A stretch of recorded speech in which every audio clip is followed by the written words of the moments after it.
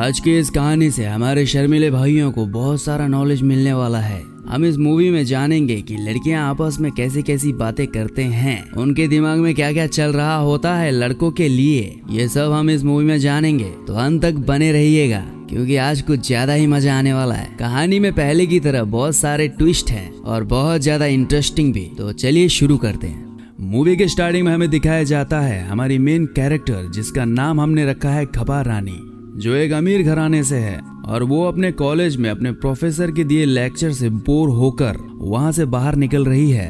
उसके बाद हम देखते हैं हमारे घबा रानी को उनके मॉम के साथ, जहां वो कह रही हैं कि उन्होंने उनके कॉलेज के तरफ से एक रशियन पोएट के ऊपर रिसर्च करने के लिए स्कॉलरशिप जीता है और इसके लिए वो पेरिस जा रही हैं। उनकी मॉम उन्हें एयरपोर्ट ड्रॉप कर रही हैं। एयरपोर्ट पहुंच मॉम कहती हैं कि अपना ख्याल रखना। घबा रानी बोलती है कि आप चिंता मत लीजिए, मैं अपना ख्याल बहुत अच्छे से रख सकती हूँ। ये सुन उनकी मोम वहाँ से चली जाती है। मोम के जाने के बाद घबा रानी तुरंत भागकर दुबई जाने वाली फ्लाइट के ग्रुप को ज्वाइन कर लेती हैं। अब यहाँ हमें पता लगता है कि हमारी घबा रानी ने अपनी मोम से झूठ कहा था कि उन्होंने स्कॉलरशिप जीता है। दरअसल घबा रानी ने अपनी मोम को बिना बताए एक मॉडलिंग एजेंसी में हिस्सा लिया था। वो एक फैशन शो में भाग लेने के लिए दुबई जा रही हैं। वहाँ और भी कई सारी लड़कियां हैं जो उसी फैशन शो में हिस्सा लेने के लिए दुबई जा रही हैं। वहाँ एक दूसरी लड़की मिलती है जो इस कहानी की सेकंड मेन कैरेक्टर है। उसका नाम हमने रखा है टपा। घबा रानी टपा से घुल मिल रही थी। टपा ज्यादा बोलने वालों में से नहीं है।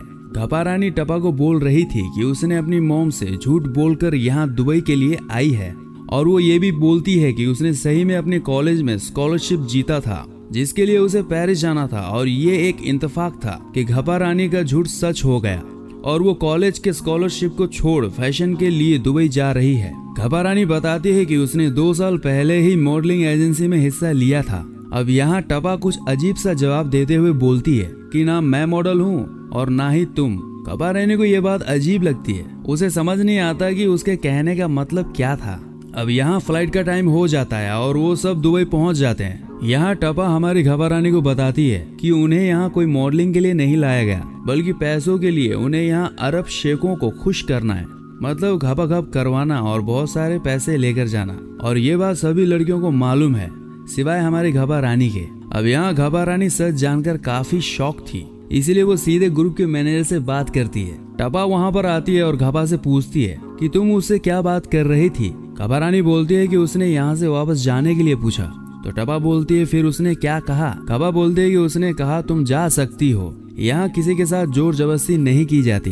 टपा बोलती है तो क्या तुम जा रही हो। तब घबा रानी मुस्कुराते हुए बोलती है कि मैनेजर ने कहा कि वो शेख बहुत हैंडसम है। मतलब घबा रानी वापस नहीं जा रही। उसके बाद हम देखते हैं कि मैनेजर यहाँ सबको सिखा रही है कि शेखों के साथ किस तरह पेश आना है। वो बोलती है कि उनके सामने छोटे कपड़े पहनने से तुम उन्हें बहुत जल्दी इम्प्रेस कर सकती हो। उन्हें अपनी नंगी टांगे दिखाओ, वो इससे बहुत जल्दी तुमसे इम्प्रेस होंगे। और तब तक उन्हें नहीं छूना जब तक वो पहले तुम्हें नहीं छूते।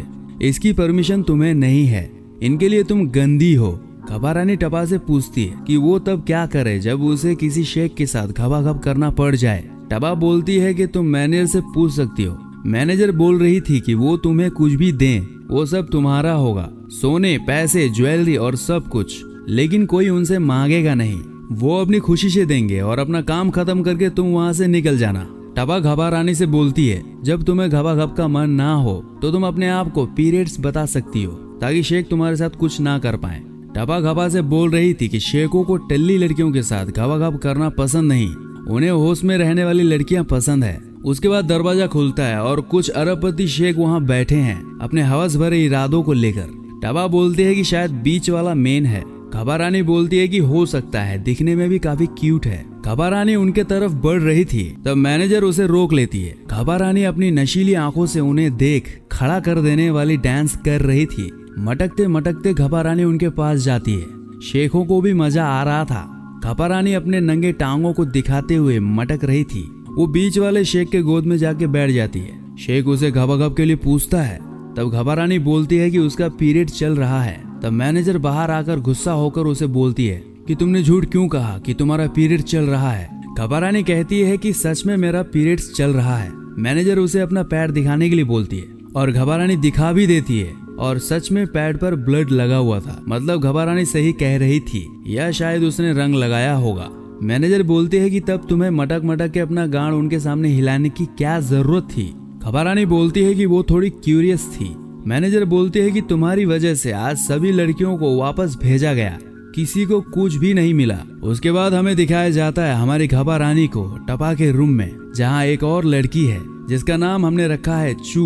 वो लोग अब रूसिया में है, जहाँ चू घबा रानी से बोल रही थी कि दुबई से उन्हें कुछ भी नहीं मिला और इसका जिम्मेदार वो घबा रानी को ही बता रही थी। इस रूम का रेंट टपा का बॉस देता है जो शादीशुदा है, और टपा उसके बदले उसके एल को सी चखवाती है। कुछ देर बाद वहाँ पर मकान मालिक लड़कियों के लिए बियर लेकर आता है। वो भी ये सब उनके सी को चखने के लिए कर रहा था। उसके बाद घबा रानी टपा से बोलती है कि शायद चू उसे पसंद नहीं करती। टपा बोलती है कि वो ऐसी ही है, वो किसी को भी ज्यादा पसंद नहीं करती। टपा और घबा एक अच्छे दोस्त बन चुके हैं। टपा चू और घबा को अपने ऑफिस लेकर जाती है। वो पॉश कार शोरूम में जॉब करती है। ऊपर से एक भोंदू टपा को बोलता है कि बॉस उसे ऊपर बुला रहा है। टपा बॉस के कैबिन में जाते ही अपना स्कर्ट उतारती है। बॉस बोलता है कि ये क्या कर रही हो। टपा कहती है जो आप करना चाहते हैं। बॉस कहता है कि मैंने तुम्हें इसलिए बुलाया था कि तुम्हें एक कॉर्पोरेट पार्टी हैंडल करनी है। टपा बोलती है कि मैं कर लूंगी और बोलती है कि क्या मैं स्कर्ट पहन लूं।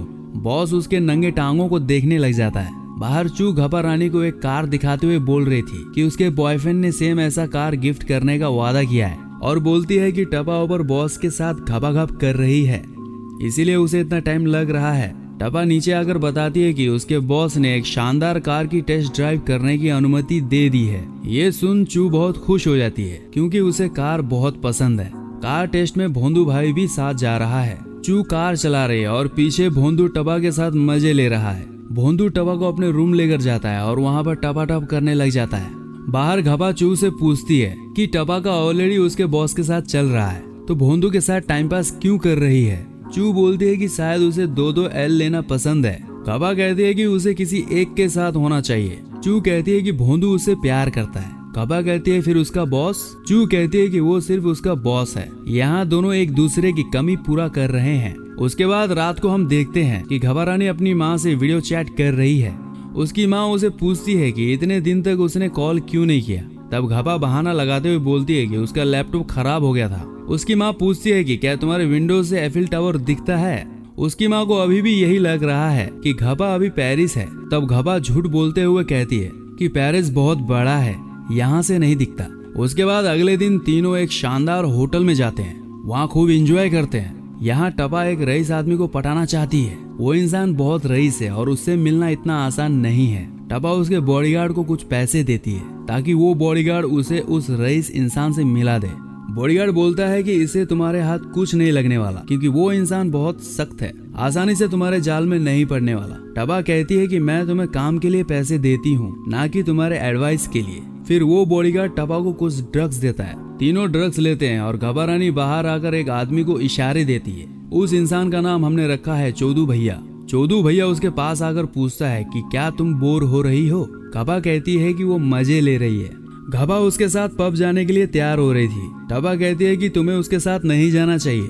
टपा कहती है कि वो हैंडसम नहीं है, तुम उससे ज्यादा डिजर्व करती हो। लेकिन घबा उसकी बात को इग्नोर कर चौधू के पास जाकर पब जाने के लिए बोलती है। घबा चौधू भैया के साथ चली गई और चू को भी ज्यादा नशा हो गया था तो वो भी चली गई अपने रूम। अब यहाँ सिर्फ टपा उस रईस इंसान के बाहर आने का वेट कर रही है। कुछ देर बाद वो रईस इंसान बाहर आता है, लेकिन टपा को बिना देखे वहाँ से चल जाता है। इस बात से टपा बहुत बुरा फील करती है और गुस्से से वहाँ से निकल जाती है। दूसरी तरफ चौधू घबा को अपने अपार्टमेंट में लेकर जाता है। घबा कहती है कि हम पब जाने वाले थे।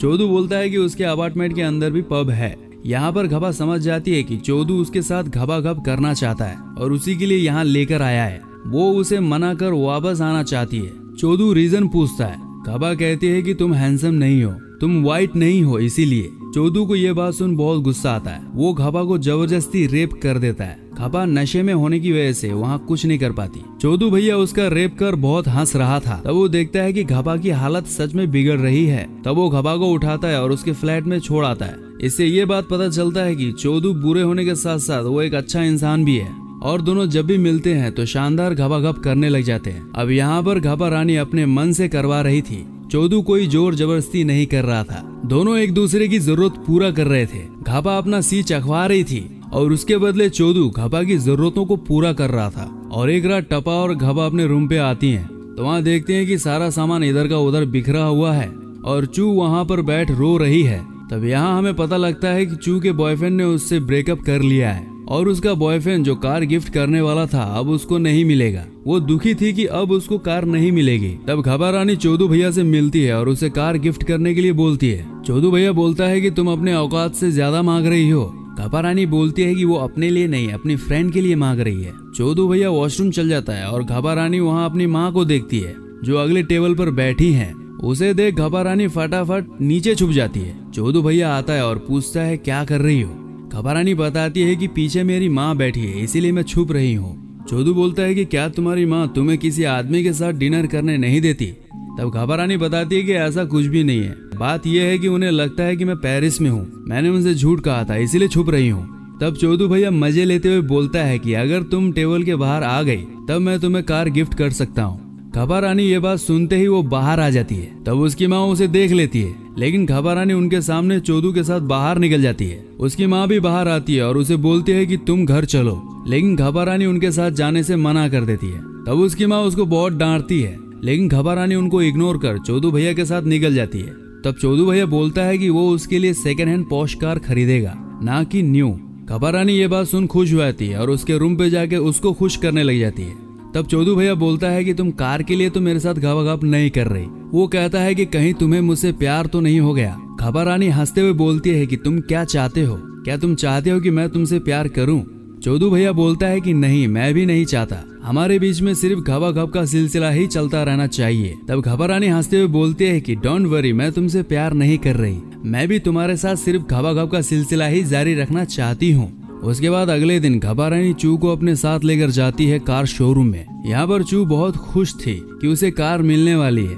उसके बाद घबा रानी टपा का हेल्प करना चाहती थी तो वो सीधे चली जाती है उस रईस इंसान के पास और उस रईस इंसान के पास बैठ जाती है। गार्ड उसे रोकने की कोशिश कर रहा था तो वो रईस इंसान उसको मना कर देता है। तब घबा रानी बोलती है कि आप अपने बॉडीगार्ड को किस बात के लिए सैलरी देते हैं, आपके सुरक्षा के लिए या फिर आपके आने जाने के बाद कुछ पैसों के लिए लीक करने के लिए। तब वहाँ रईस इंसान को पता चलता है कि उसका बॉडीगार्ड कुछ पैसों के लिए उसकी बात लीक करता था। वो कहते हैं कि मेरी फ्रेंड आपसे बहुत प्यार करती है और आपके पीछे 2-3 सालों से है, लेकिन वो आपसे नहीं मिल पा रही और ये आपका बॉडीगार्ड उससे सिर्फ पैसे लिए जा रहा है लेकिन आपसे मिला नहीं रहा। तब वो रईस इंसान बोलता है कि मैं उसे मिलना चाहूंगा। तब घबा रानी खुश होकर अपने रूम पर आती है और ये बात टपा को बोलती है। अब यहाँ पर टपा ये बात सुन बहुत खुश हो जाती है, वो उसे गले मिलती है और थैंक्स बोलती है। अगले दिन हम देखते हैं कि टपा उस रईस इंसान से मिलने जा रही है और उसे पिकअप करने के लिए वही बॉडीगार्ड आता है जिसे वो पैसे देती थी।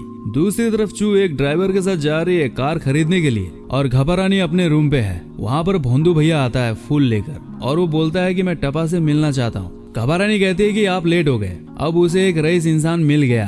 भोंदू भैया बोलता है कि कौन रईस इंसान। तब घबा बोलती है कि ये इम्पोर्टेंट नहीं है कि वो कौन है। तब भोंदू भैया बोलता है कि ये इम्पोर्टेंट है, अगर वो हमारे बॉस के जैसा है तो मैं उसको उससे बचाऊंगा और उसे अपने साथ कहीं दूर लेकर जाऊंगा। तब घबा रानी पूछती है कि क्या तुम्हारे पास कार है? भोंदू भैया बोलता है हाँ मेरे पास कार है। तब घबा रानी उसके साथ कार में चली जाती है। दूसरी तरफ चू रानी अपना बैग चेक कर रही थी। तब ड्राइवर उसको पूछता है कि क्या सब सामान सही जगह में है। उधर टपा उस बॉडीगार्ड से पूछती है कि क्या तुम ड्राइवर भी हो? तब बॉडीगार्ड बोलता है हाँ, सिर्फ रईस इंसानों के लिए। तब वो बॉडीगार्ड घबा रानी के बारे में पूछता है। वो बोलता है कि क्या वो नहीं आई तुम्हारे साथ? टपा बोलती है कि नहीं।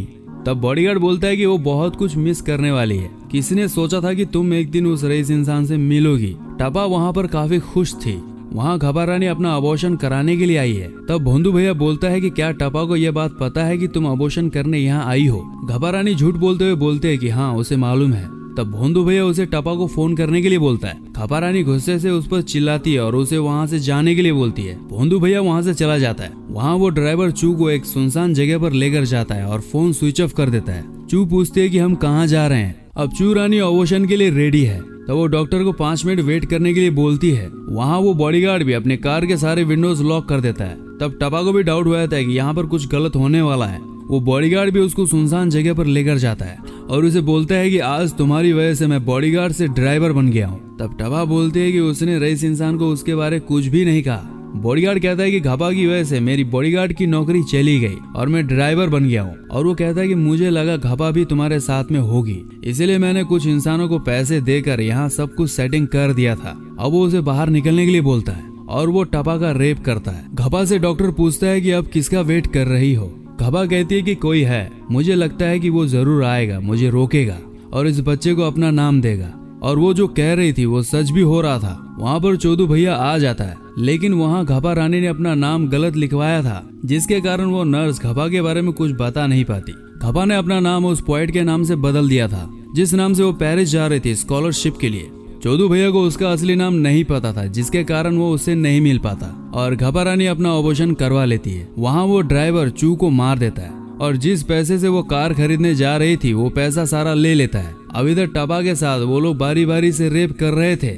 इधर वो बॉडीगार्ड को उस रईस इंसान का कॉल आता है, तो वो बॉडीगार्ड झूठ बोलते हुए बोलता है कि वो नहीं आई, ये लड़कियां ऐसी ही होती हैं। वो लोग टपा को इसी बिल्डिंग में छोड़कर चले जाते हैं। टपा उड़ती है और बिल्डिंग से बाहर निकलने लगती है। वहाँ पर हम चू को जमीन पर मरा हुआ देखते हैं। इधर घपा अबॉर्शन के बाद अपनी माँ के साथ अपने घर चली जाती है, जबकि उसे इधर दोनों के साथ क्या हुआ वो नहीं पता। उसे तो लगता है कि उसने दोनों का सपना पूरा कर दिया, अब वो लोग खुश रहेंगे अपनी लाइफ में। और ये मूवी यही दर्दनाक मोड़ पर खत्म हो जाती है।